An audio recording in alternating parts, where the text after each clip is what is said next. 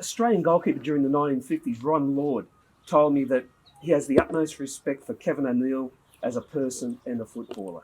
He said Kevin O'Neill and Joe Marston were the best two central defenders he'd ever played behind. You played in the national team between 1949 and 1959. Based on club performances, you were selected 6 times in the All-Australian team during the 1950s. That's the most selected player. You captained your country. You had numerous appearances for Northern New South Wales, for New South Wales, and up until the 1970s, you were the most capped Socceroo. And you achieved this all living in the Cessnock area. That's right, yes, I did. I'm very proud of the performance, and we now at Tenerife. And Ronnie Lord, thank Ronnie for what he said. He told me that when one day I was in Melbourne, when I went down there for something that never happened, and I just had a walk with him, and he told me that at the time that he thought Marston and myself was the best two centre halves he'd ever played behind. So I'm very grateful for that. And it's one of the memories that I'll never forget. I was born in 1925. Yep. To Cecilia Lundy, Patrick O'Neill. I had 5 brothers, 3 sisters, and my father was killed when I was 3 to 4 year old. So my mother reared the 9 of us through the Depression and all. So you can guess we had a pretty hard time growing up. And I lived opposite the soccer ground at Aberdeen. When this town had 2 First Division teams, Cessnock and Aberdeen. And I must tell you, I had an idol, a fellow from West Wallsend called Ducky Enwood. And I used to go down and carry his bag from the Cessnock railway station when we had a train run, and carry his bag all the way for the soccer. What was the main industries in Cessnock around that time? Coal mining. That's where I started, and I worked at Aberdeen for about 20 odd years, and I worked at a Wobber for 22 years. So you went to school here in this area? Yes, I went to school at the primary, at the infants, primary and the high school, and then the technical school. I couldn't handle the bloody French, so they sent me down to the technical where I had woodwork and metalwork. Growing up in this area, mainly a football area, so you would have seen touring teams play in this area? Oh yes, very often. Every touring team nearly when we was at our top would play at Cessnock on a Wednesday afternoon. The pits in the area would start early, so they could be over there at 3 o'clock in the afternoon, and then that ground where the sports ground where I think it's Kmart, is it, or Big W, where Big W is now, that was always packed on them days, on the Wednesdays. How old were you when you first started? I was 9. I was 9-year-old. The only grade I could play was under 14s, and I played for Kersley, and I played all my junior football with Kersley from when I was 9 till 16. From 16 I played my first senior football with Curran, and next year I went to Cessnock, played there, and that was the year the breakaways on, 1944, and a great friend of mine, the referee, Bunny McWilliams, said, I'll get you, when the breakaways was on, he said, I'll get you a game with Westy if you want to go there to improve your football. And I took his chance, and I went to Westy on the conditions that when the breakaways finished, I had to come back to Cessnock. How I got to Westy to play, I used to have to catch the train from Cessnock to Newcastle, catch the tram from Newcastle to Wallsend, then catch the bus from Wallsend to Westy, and play football and do the same trip home. At Cessnock, we had no coach, so in fact I was the coach there at Cessnock from 54, 55, 56. And what we did, as soon as we come from work, which we worked, which they don't do today, we went to work and 3 o'clock we'd all, after work, 4 to 6 at night, we'd train. We'd do laps of the ground. We'd make them do exercises.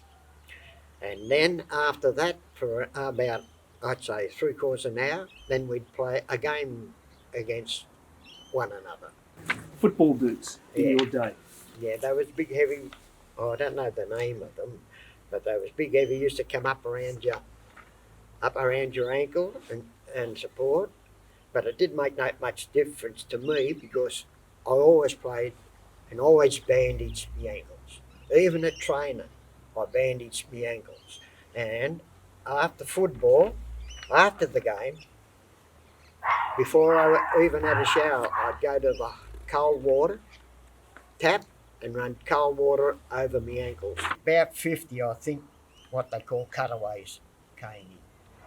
If you look through the records, you can see that I played fullback, halfback, and on the wing for Australia. So I did not always. I was classed, I think, at times as the best utility player in New South Wales. I could play anywhere, and I used to like playing a different position every week because it was more enjoyable to me to be in a different position playing every week.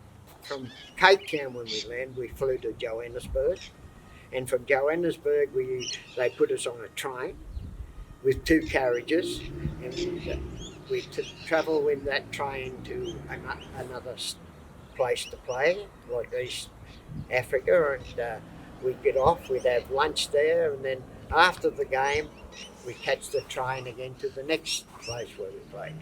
We had preparations all right. Meet one another to have lunch. No coaching like or going anywhere for a fortnight, training together for a fortnight. We met at the hotel before we went to have lunch and meet the players who we was playing with and go to the ground and play. So there was no coach as such. No. Who ran the team? Who gave instructions? The captain. When the migrants first come here, we thought we'd get some of it might get a player out of this. So out we went to Greta to see if we could get a player. And we got one player who came to Cessnock to play with us. And that's when we first started to play third back. And that's when it was introduced mainly in this area, third back, when Mosher was with us. And I think that was, I don't know what year that was, probably 54, 71, I can't remember for sure. We never got nothing for playing, so we played for the love of the game. So I went to work, and because they knew I was like the 2 overmen who worked at the pit were soccer men, Jackie Peters and another bloke, and they knew what I was going to do. Just made myself, after I went down the shaft, I made myself make sure that I went to the overman and knew that they was there. Then I'd walk out from the Aberdare to the top of Neath Hill, underground. Then I'd walk from Neath Hill back home. Then I'd get my gear and go and play football at Newcastle. Did you realise, as you were playing, the influence that the migrants were having on the competition? Oh, well. Could you feel it? Well, to me, their control, that was their beauty over us. They had ability and control of the ball all the time. Mm-hmm. That's what impressed, I think, not only me, but every player that played football here at the time. Mm-hmm. I trained at home. I didn't train with them.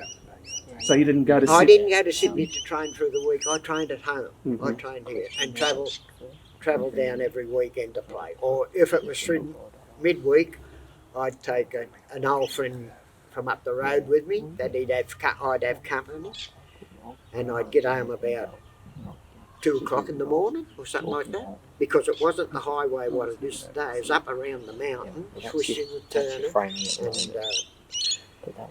I'd go to work the next day. Get home about 2 o'clock in the morning, and then go to work at 6. One of the biggest things I've ever done. To be recognised to be the captain of the country. Mm-hmm. It's probably a good time to bring out this shirt. And what did it mean to you playing for Australia? Oh. Well, one of the greatest things I've ever done for myself and my family. And that, yeah, I don't know. It's unbelievable, I think, to be raised in an area and come from a little place like, well, not a little place, but a big place like this. It's not to me anyway.